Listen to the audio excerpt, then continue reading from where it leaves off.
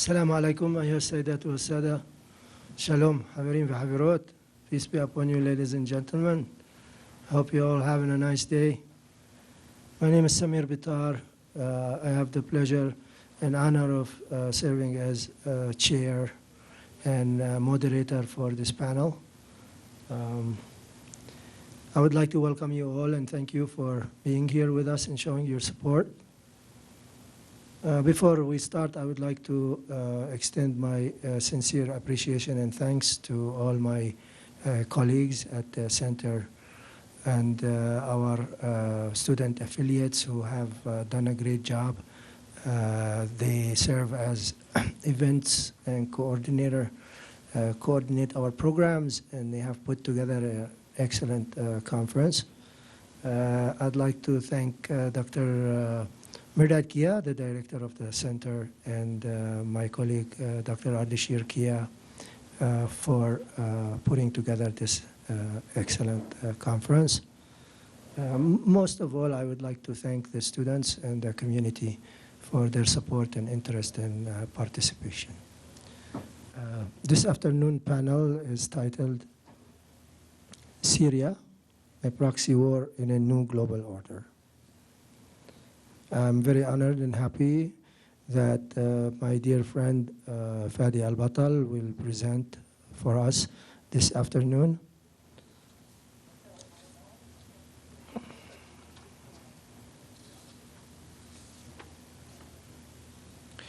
Fadi Al-Batal is Syrian-born and is actively involved in humanitarian relief efforts and educational support for Syrian students and refugee kids.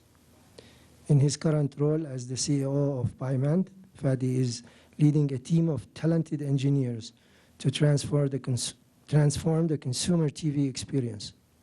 Al-Batal is a technology enthusiast with an extensive executive experience in the IT sector. Fadi holds a master's degree in computer science from Lyon, France. With no further ado, please help me to welcome Fadi Al-Batal.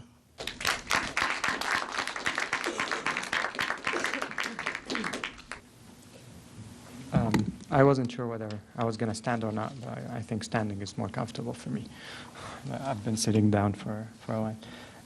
Thank you, Samir, for your lovely introduction. And if I get this to work, yeah, I guess we have it. Again, just a little bit of background why I'm speaking actually on this subject, particularly as basically a CIO of, or CEO of a company in the IT sector. I've been also a member of an NGO called Jusur that is focused actually on saving the next generation of Syrians and salvaging the Syrian intellectual capital from the, of course, the aftermath of the war and the ongoing war and civil actually unrest in Syria.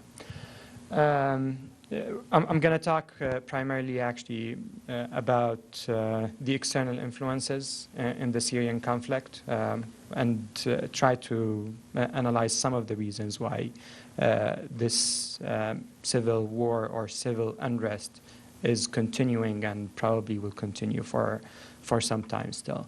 And then I'll address the humanitarian crisis and the situation on the ground and what we're seeing from an NGO perspective, the challenges to respond basically to the level of the disaster that we're seeing and happening in Syria and in neighboring countries.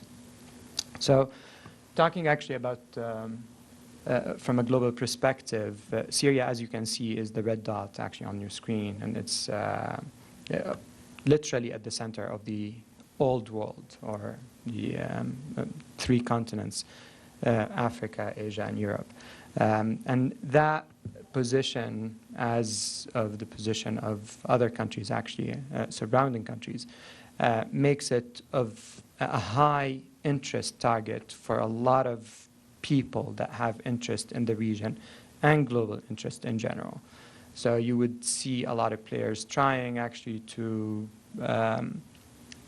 not necessarily meddle, but at least protect their interests in the region in a geopolitically very important area. The new global order, of course, that we're seeing, more prominently now, and it's way more evidence since the Ukrainian crisis, the new Cold War between Russia, or the remnants of the Soviet Union, and the West is, I would say, started really to be accentuated as a result of the Arab Spring and what the Arab Spring brought as potential of change to the whole region, and the potential of change to the interests of many global powers that are trying to influence the policies of that region. Syria in particular, and its links to Russia, Syria as well as Iran are the latest, or the last, I would say, strong footholds of Russia in the whole region, in the whole Middle East, while the Soviet Union used to predominantly control or support some of the regimes in the Middle East for a quite long period. After the fall of the Soviet Union, there were mainly 3 countries that were completely aligned still with Russian interests: Libya, Syria, and Iran. Of course, Libya is no longer the case, and now we have Syria and Iran as the 2 last, I would say, strong footholds for the Russian policies, or for Russian interests and influence in the region. And that makes them strategically important, basically, assets for any global Russian policies and the consequences, basically, of those policies. Russia also holds Syria hosts the only naval Russian base outside of any Russian territories, basically. Ukraine was one, Crimea actually was the last one, which now is annexed by Russia. So that tells you the importance of those at least bases for still the Russian influence, and at least I would say Russian aspirations in the regions and on the global stage. So, and the other thing is, if you look also at the map, Syria is very close to Iran, to Iran, but really, really close to Israel, which is another contentious issue that was explored at length during this conference. And from an Iranian perspective, Syria represents the only strategic depth that they have in the region to maintain any kind of control over their destiny in the future. That's in my opinion. Therefore, you have almost imperial support and unconditional support from the Iranian regime to the Syrian regime. Beyond that, of course, the American influence in the region is predominant in most, actually, countries in the Middle East, and that is feeding basically this continuous back and forth now of a new kind of Cold War between Russia and the U.S. on one side, but more, I would say globally, the West on the other side. So I'm going to talk now, or let's see actually the influences that are playing active roles on the ground today. As you can see, the Free Syrian Army, or I would say the Syrian Revolutionary Forces, are on your right side, and the Syrian forces or troops and regime is on the right side, or on your left side, my right side. And these are the actively engaged influences in the conflict today in Syria. And from this diagram also you can see the complexity of how these interests basically intersect or even clash, even on the same side. So if you look on your right, on the Syrian revolutionary forces side, there are three main, I would say, groups of players on the ground. There's the Free Syrian Army, which was built basically based on the initial movement that took place in Syria. And then there is the Army of Islam that is supported by Saudi Arabia and a few Gulf countries that started actually gaining power as the conflict continued. And there's Al-Qaeda that came into Syria to basically, I would say, bridge a huge gap of void of authority in the Syrian territories after the start of the hostilities. And those three groups have, of course, their own supporters, and within these groups, there are even groups that are supported specifically by more specific countries or foreign powers. On the other side, you have the Syrian regime and its forces and what they support, and they have multiple, actually, groups within the Syrian, I would say, Syrian regime supporting groups. So first is the official troops of the government, the Syrian army, that is directly, of course, supported by the regime, and that takes or influenced by, of course, the Syrians as per se, but by also the Russians and the Iranians that provide direct support to the Syrian army. There's some Iranian troops actually on the ground in Syria also that play a major role of mainly advising role, but they're also tactical.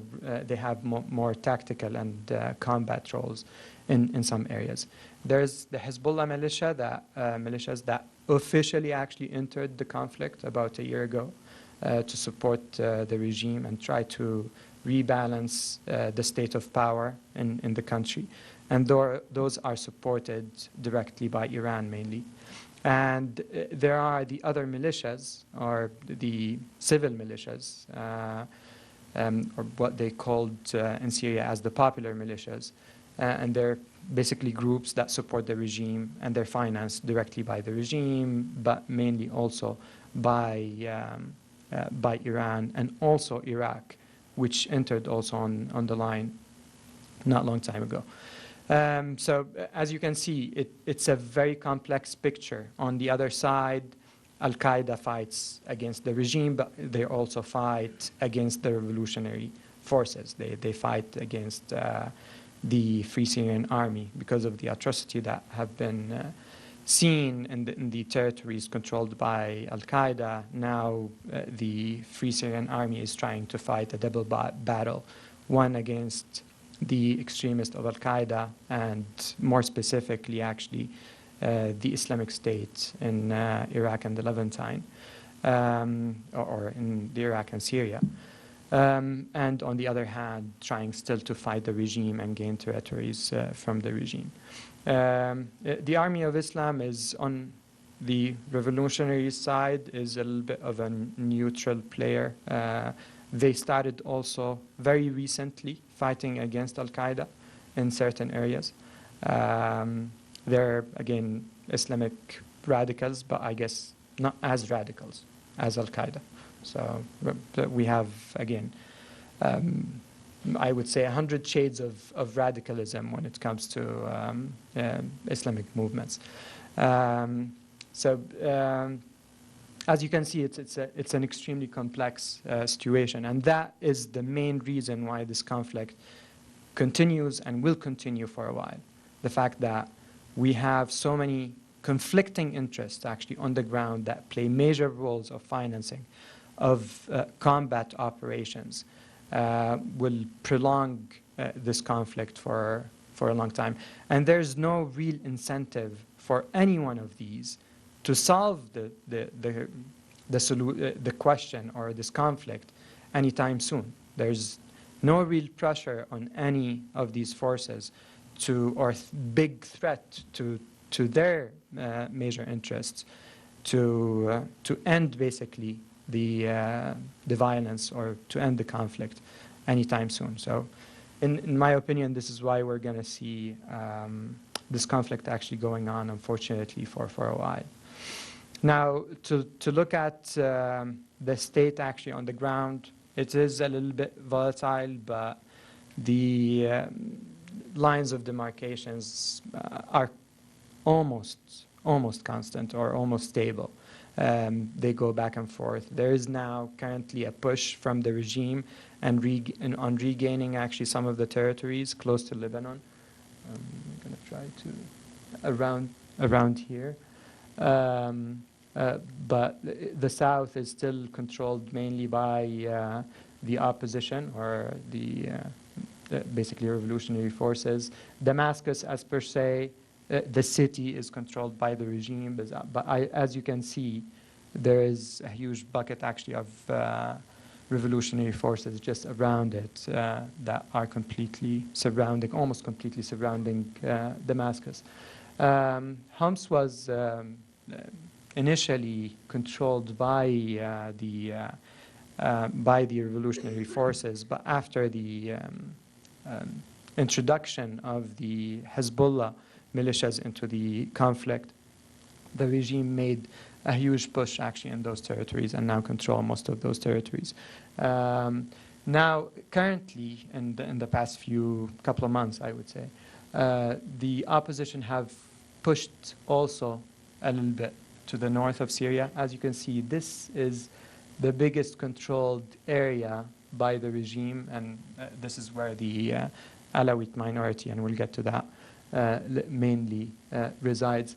But the opposition have pushed a little bit actually into the north, and now the opposition controls completely the northern borders of Syria, or the borders basically mainly with Turkey.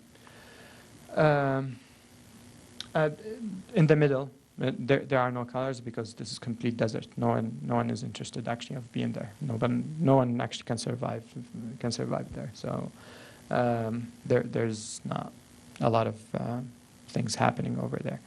But that's actually the situation on the ground, and it's been almost like this with a little bit of change of color in the past, I would say, couple of years. Again, the major change in the past year or so is right here and at the Lebanese border, where the army made a huge push to clear that area from revolutionary forces. Let's talk actually about now the numbers and what we're seeing, and just taking a step back and look at the results basically of that continuous conflict. The population, the overall population of Syria is about 22.5 million people. Now, from a casualty perspective, we passed the 150,000 dead on both sides, of course. A lot of those are also regime soldiers out of those casualties. A lot of them are, of course, revolutionary forces, also combatants, but many of them are women, children, civilians that had nothing actually to do with the conflict. The amount of children actually killed in the conflict surpasses now 13,000 people. And those were children basically either playing in a backyard or just sitting at home. The number of prisoners, the prisons are maxed out at 250,000. There's no more place. Some people actually, they let some people go just to bring some other people in. So prisons are completely maxed out in Syria right now. Injured, nobody has any numbers on that. I tried to even talk to a lot of humanitarian or organizations involved on the ground. Nobody actually has a clear number of injuries from the ground. The refugees are the next major problem, I would say, and right now we're talking about more than 5 million people displaced internally So those are internal refugees that have lost their homes, but they're somewhere else in Syria. The other major problem is in the neighboring countries. That right now we passed the 2.7 million refugees in neighboring countries. This is the most extensive refugee exodus since Rwanda. So it's the biggest so far in the 21st century, and it's basically provoking a major humanitarian crisis in those countries. So here, so let's talk about Syria in general, and this is a little bit of a clearer map of Syria and how it sits basically in the Middle East.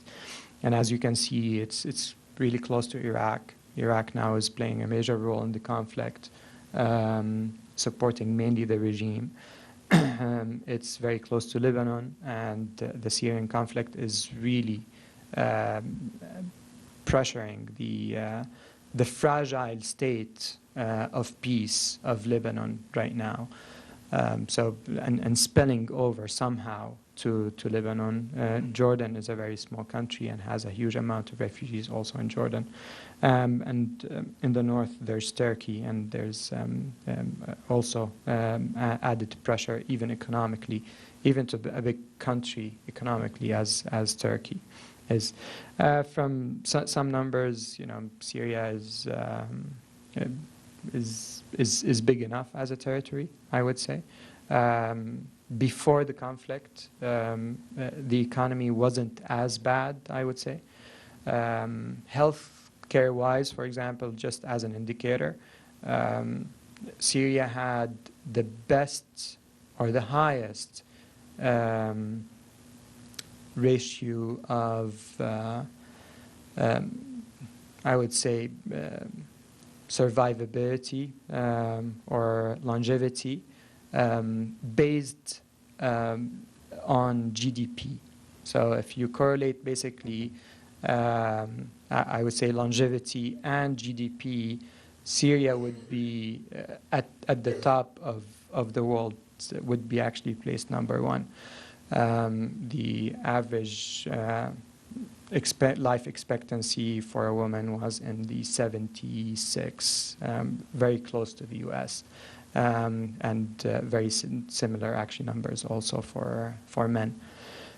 So there wasn't necessarily an economical pressure actually to start a revolution in Syria. The main pressure actually, or the main initiator, or the trigger of the revolution in Syria was a problem of freedom, political freedom, mainly. So even when the demonstrations actually started, the regime increased salaries for everybody.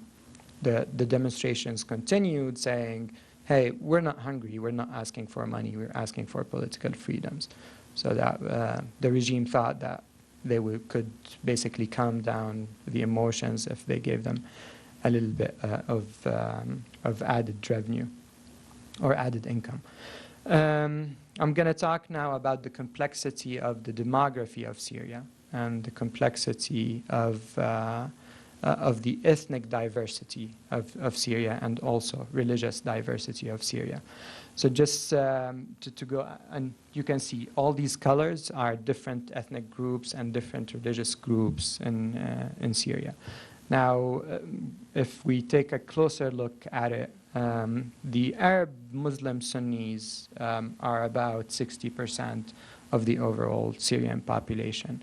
Now, the second most or biggest minority in Syria is the Alawites. Now, we're going to talk about the Alawites a little bit. The Alawite is a Shia sect. So if you know Islam and how it's divided, there are two major, basically, branches of Islam, the Sunnis and the Shias, and each one of those branches has many branches. So the Alawite are considered a Shia, basically branch, ultimately, and they're in basically control of the major positions of security and army forces in Syria. So mostly all the generals of the security forces or the army are mainly Alawite. They came actually to that position historically because since actually the French occupation or the French mandate in Syria. So they're not necessarily a wealthy or politically engaged historically minority, but they were engaged in the security forces for a long time. And this is how they got there. And eventually Hafez al-Assad, who is the father of the current president, got to power through a coup and overthrown basically a legitimately elected president at the time in the early 70s. And since then, it's been the Assad's basically regime. And as the Assad came into power, of course, he consolidated or solidified the grip of his minority on the key positions in the government and security forces. And this is what we're facing actually today. So, and you can see there's a lot of Christians, there are a lot of other ethnic minorities in Syria. People actually lived, and I was born there, lived there for about 17 years, never asked the question, what are you? And it was a surprise to me, for example, when I think in 9th grade we were in class and one of our classmates, his name is Artin Najarian, which is, obviously he's not Arab originally, he's Armenian. But you know, the issue of religion never actually came up to our minds. He left basically when we started the religious class. So because we have religious classes, he was leaving and going, where are you going? He goes, oh, I'm going to the Christian religious class on the other side. I'm going, oh, that makes sense. You must be Christian.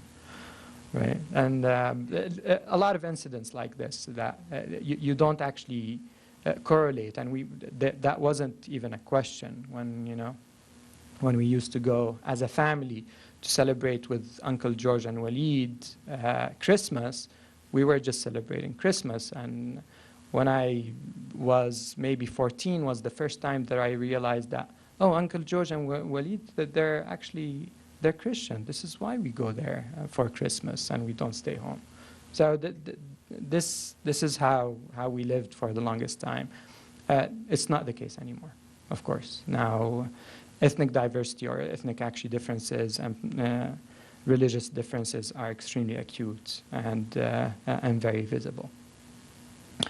I'm going to talk now about how we came about to where we are today. So, of course, you're familiar with the Arab Spring, how it spread. Started in Tunisia, went on to Egypt, to Libya, to Yemen, and eventually it got to Syria. But it got to Syria through a very minor incident, which major in my eyes still. A couple of kids, less than 14 years old, wrote some slogans actually on a wall saying, down, down with the regime. They got caught by the security forces. Of course, the security forces knew everything actually happening in Syria, so they knew exactly who wrote those slogans. They arrested them, they took them on. It just happened that those kids are from almost the biggest clan in southern Syria, the Abazids. They got tortured, and they were sent back to their families after a lot of demands for their release after a couple of weeks with no fingernails. That was the trigger of the demonstrations that started by that clan themselves and then spread across like a wildfire, because it was just an expression actually of defiance against the brutality of the regime. And this is how politically deprived, I would say, the Syrian population has been for the past 40 years or so. If you don't agree with the regime, it means you go into prison. If you even say one word, then you never come out of prison.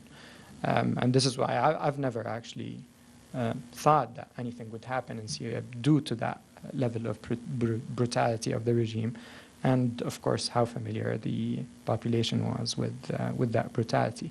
So things actually started in Daraa. Oh, oops, wrong button. So things started in Daraa. It's the biggest city basically in south of Syria, and quickly from Daraa spread over to Homs. Homs actually is the home, or basically the town of the president that was deposed by Hafez al-Assad. It's a very politically engaged community, so they got engaged immediately, and they started basically demonstrating also against the regime. The next was Hama. Hama was the theater of a huge massacre perpetrated by the regime against the Muslim Brotherhood in 1983, where nobody knows the numbers, but people speculate that 30,000 people were killed in the city. The city was leveled, completely surrounded, rebuilt, reopened again. Nobody talked about it in the international community at that time. And even the Syrian people at that time didn't make a lot of fuss about it because they weren't necessarily in line with the Muslim Brotherhood agenda at the time. So it was just squashed, and people moved on. But of course, the people of Hama never actually forgot the atrocities of that period.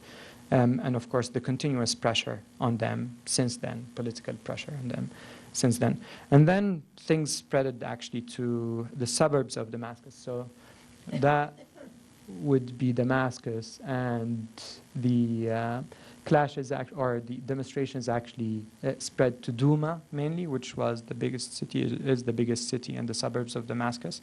This is where I lived actually for about 16 years. So they started basically demonstrating in Douma, and then it spread from there to the rest of the countryside of Damascus, or the eastern countryside of Damascus, I should say. And from there it went to other areas such as Halab, Aleppo, etc.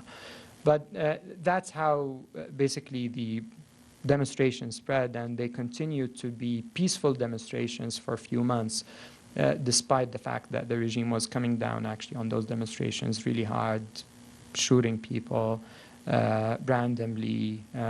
But we were talking about few casualties a day, right? We're talking about 3 dead here, 2 dead there, the 10 maybe a day, which is huge, but still not to the degree that we're seeing today.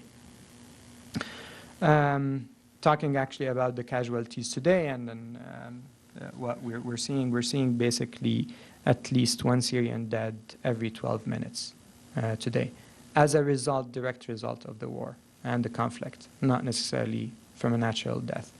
A Syrian man dies every 30 minutes, a woman every 45 minutes, a Syrian child every 50 minutes. A Syrian dies actually, and this is of course very recent, the couple of next things, that a Syrian actually died out of cold because of all those refugees weren't actually very well protected. Again, every 8 hours. A Syrian dies in prison also every 10 hours. This has been typical since the beginning actually of the atrocity. And what's very, very new is that Syrians are dying out of hunger. And this is a new tactic that the regime is taking by completely surrounding and blocking a specific area that they can't go in, and nothing goes in, nothing goes out. Nothing means nothing. It means no water, no food, nothing. Absolutely nothing goes in, regardless of how big the civilian population of that area is. One of the biggest example talked about, and there are many, is the Yarmouk camp, where the Palestinian refugees actually live. And it's only known because it's a Palestinian refugee camp, and it's completely surrounded by government forces. But and it's because Palestinians are making noise actually about it. But otherwise, there are many and many other areas in Syria where food doesn't go in, water doesn't go in. Homs is a huge territory where this has been happening for the past 3 years or so. So talking about the refugee problem, as I mentioned, there are 5 million refugees now displaced inside of Syria. The biggest problem that we're seeing from an NGO perspective is Lebanon. Lebanon is a host of over 1 million Syrian refugees. So comparatively, from a size-wise to Syria, it's a very small territory. From a population-wise, 1 in every 5 people in Lebanon now is a Syrian refugee, right? And those are registered refugees. There are more Syrians actually in Lebanon, all the affluent Syrians that were able to leave Syria and get places in Lebanon and not registered as refugees. But those are, we have 1,029,000 registered Syrian refugees with the United Nations today. It, of course, exercises a huge pressure on the Lebanese economy. It exercises also a huge pressure on the Lebanese educational system, because from the overall refugee population of Syria, 50% of the population is 17 years old or less. So 50%, actually it's about 51% of the overall refugee population of Syria is children, right? So it's a huge issue for us. It's there's also more than 500,000 in Jordan, and there are over 700,000 in Turkey. There's the number of refugees in Iraq is decreasing. People actually are going back to Syria from Iraq because the conditions in Iraq are almost impossible. There's a huge Iraqi population that is still in support of the regime, and they don't like Syrian refugees because usually they're fleeing basically the regime. So there's a huge pressure on the Syrian population in Iraq to leave Iraq, and they are. And also the situation in Iraq is not necessarily ideal for anybody, not even for Iraqis. Just to give you a perspective on how those camps look like, this is a Zaatari camp in Jordan. It hosts about 160,000 people, just one camp, over 2 times or over twice the size of Missoula. And again, a whole economy is growing out of this, right? And I would say these are the fortunate people, the fortunate refugees, because they're in Jordan. People in Lebanon, there is no organized, actually, refugee camps. These are the conditions of this winter of the Syrian refugees in Lebanon. Of course, Lebanon has a harsh winter, a lot of snow, a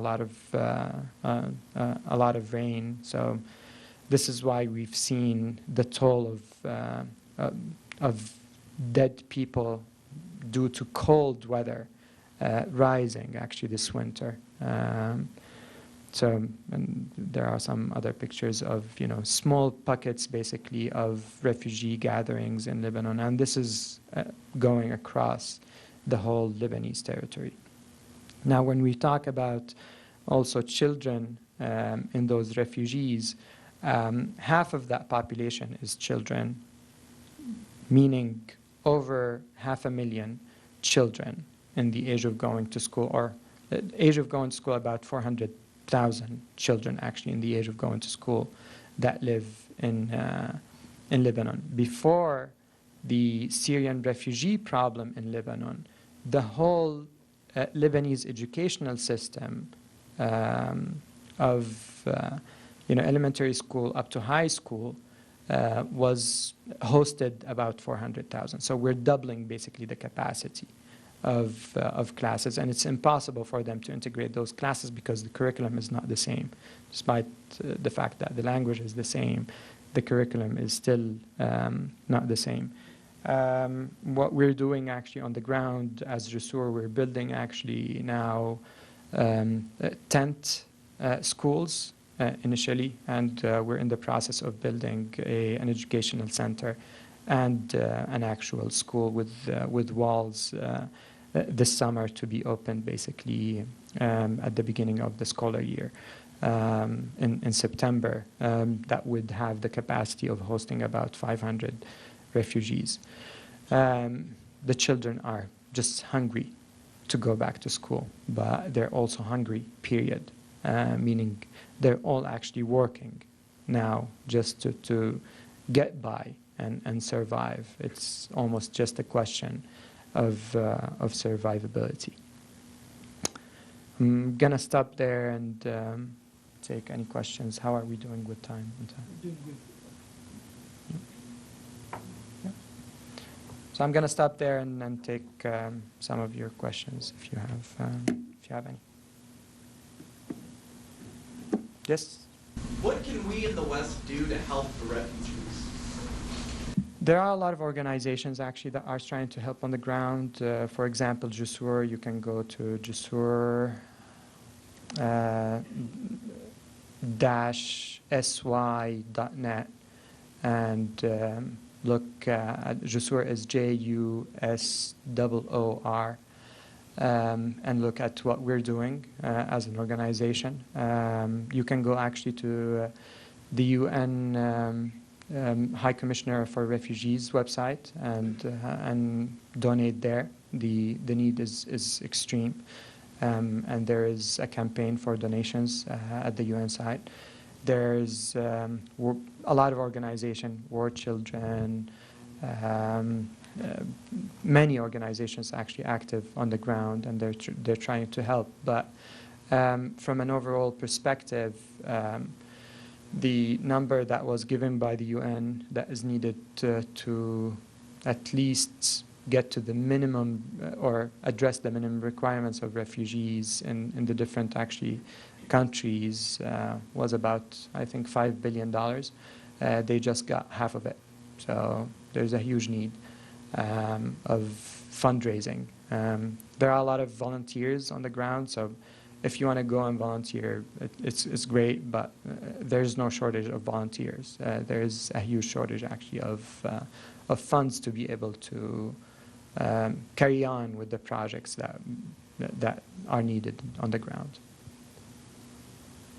And from another perspective, actually talk to your senators, I would say. Just literally, talk to your representatives. Try to bring up the issue back into the House and the Senate, and bring some pressure back onto the government to do something, because right now, nobody's doing anything.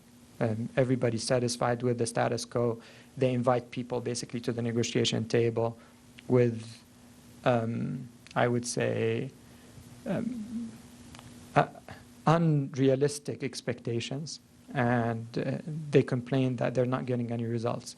I don't think we're going to get any results anytime soon unless we really exercise heavy pressure on all parts of that conflict. Well, thank you so much for your excellent presentation. You know, this year Syria will witness the general election. It's said that maybe the President Assad will register for the general election. Yeah. So what do you think of the prospect of the election, and can we say that political solution to the Syrian crisis is out of the question? Thank you. Thanks. I wouldn't say that political question, political solution. I'll address that first, and then I'll get back to the election question. So if I say that the political solution is out of question, means a military solution will have to be enforced. And I would say after 3 years, that is out of the question. Nobody's going to win. And both parties actually know that nobody's going to win. There's no military actually solution and resolution to the conflict. It's going to continue forever if we continue actually on the same road. The only solution will have to be a political solution. There are a lot of progressive organizations actually on the ground that are trying to bring even the two sides together. But it will only depend on the amount of pressure of the international community and those external players that they would exercise on their, on the people that they have on the ground and they can influence. This is the only way that you can get to any solution. As for the presidential election, it's just a game. It's going to be exactly the same. The last time actually Bashar al-Assad was elected, he got 99.9% of the vote. Obviously, not 99.9% of the people in Syria agreed with that because we have a full revolution. The country is all up in arms, right? So, and it's also funny because I have a lot of friends in Syria, and one of them, one of my friends had his dad used to work for actually the interior ministry. And the Interior Ministry is the one that counts basically the vote. When they counted the vote, the president got 126% of the available vote. It's not even 99%. And then the decision came from the Minister of Interior. He said, well, put it at 99.9. Because they can't say that we have 126% of the vote supporting the president. But that it's going to be a masquerade again. The elections are going to take place in the regime-controlled areas, not in the non-regime controlled areas.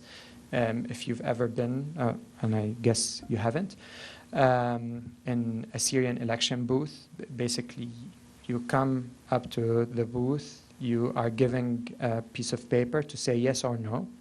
That was prior. This time around, apparently, we could have another candidate against the president. Well, we never know yet. We don't know yet. But the paper was yes and no. And you had basically to just check yes or no in front of the security officer that is looking at you. And if you made a mistake and you said no because you were, let's say you couldn't read, they would say, you made a mistake, give me this. And then they would correct it for you and then they'll put it in the box.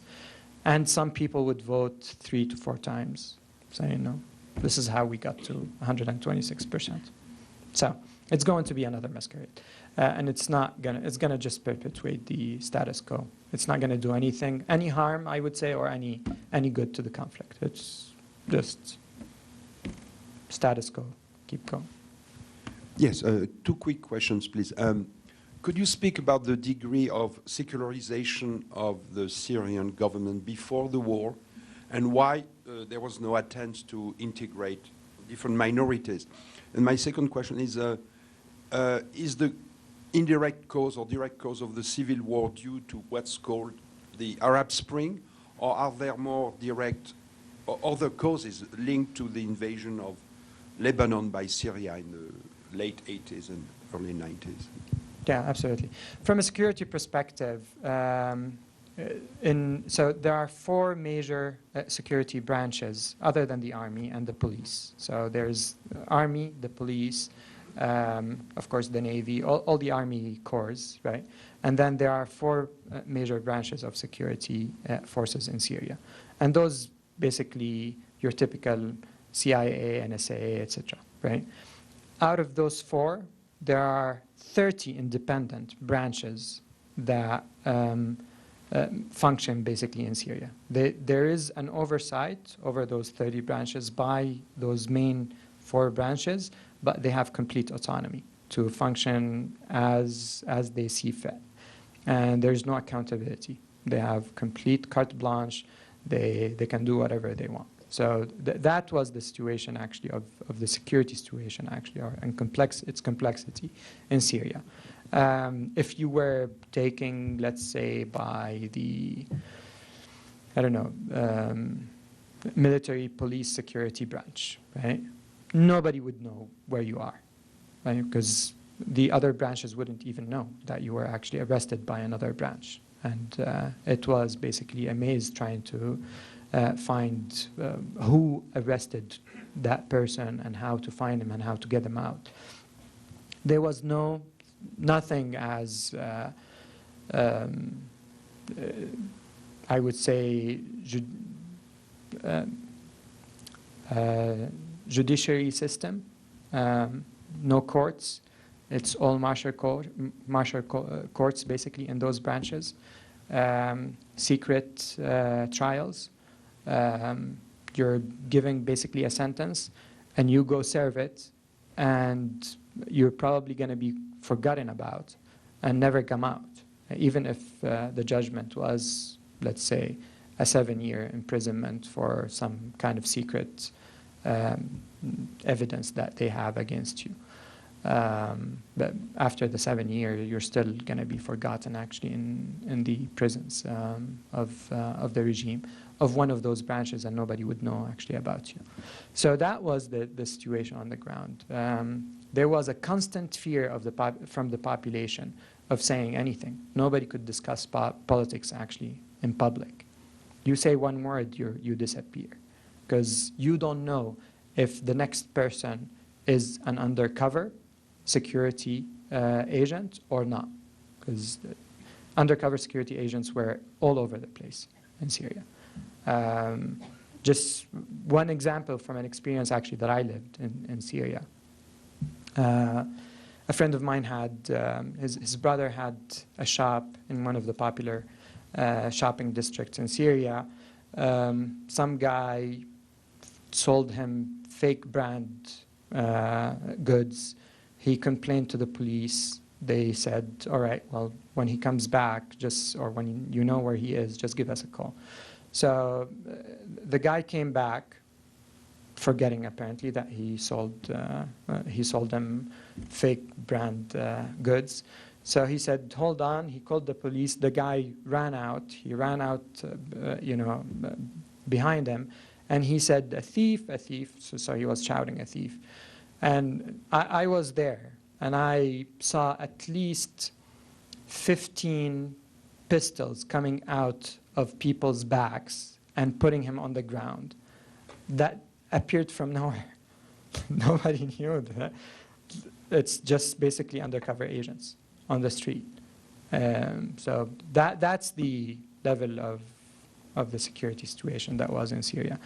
Now, the integration, the Syrian regime made a very good effort to integrate other minorities in the government, not necessarily in the security forces. Security forces were mainly controlled by the Alawite minority, but the Druze were represented in the government in different, basically, positions. The Sunnis were extremely present, actually, in the government also, in multiple positions. Most of the ministers were from Sunni background. The prime minister has always been almost a Sunni in Syria. So they did integrate, actually, the other minorities and the majorities, but not in the military or the security forces. That was basically their safeguard of the regime. We have time for one more question, please. Can we take two? Sure. Could you elaborate on your reference to the threats to the Lebanese government and the weakness of that government? Absolutely. So two things. First, the refugee situation on its own is a huge threat to any government, to the stabilization of any government. The Lebanese social fabric is extremely fragile. You have a Sunni minority, a Christian minority, and a Shiite minority, right? And a very Druze minority. But the major ones are basically the Sunni, the Shia, and and the Christians. And again, you have a whole host of course, branches in those minorities. The Druze is another minority, but even in the Christian minority, there's the Maronite, the Catholics, the Orthodox. In the Sunnis, there are different groups, and in the Shias, and there are different groups too. So that fabric is extremely fragile because Lebanon just came out, just a decade ago from a very lengthy civil war based on those differences. So when you have a majority of Sunni refugees coming into Syria that are probably hated by the Shia minority that is actively involved in the conflict in Syria and fighting against the revolution with the regime, you already have a huge potential, actually, of conflict.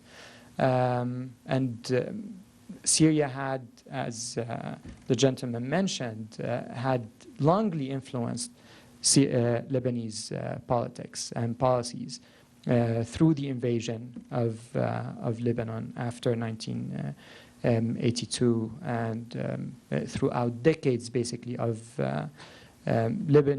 Syrian military presence in Lebanon. And they have a lot of, I would say, meshed relationship with, and very strong relationships with certain actors within the Lebanese community. So it's always going to be a threat. And there's the rise again of the conflict between the Sunnis and Shia in Lebanon based on what's happening in Syria. The Sunnis in Lebanon are supporting basically the revolution. The Shia in Lebanon are supporting the regime. The Christian in Lebanon are completely divided. The Druze, it depends on the day. So it's very complex. And the Lebanese society is an extremely heavily armed society too, because of a very lengthy civil war that took place in Lebanon. So it's a Molotov cocktail just ready to be thrown, basically. I think we had another question here. Sure, let me bring you the mic.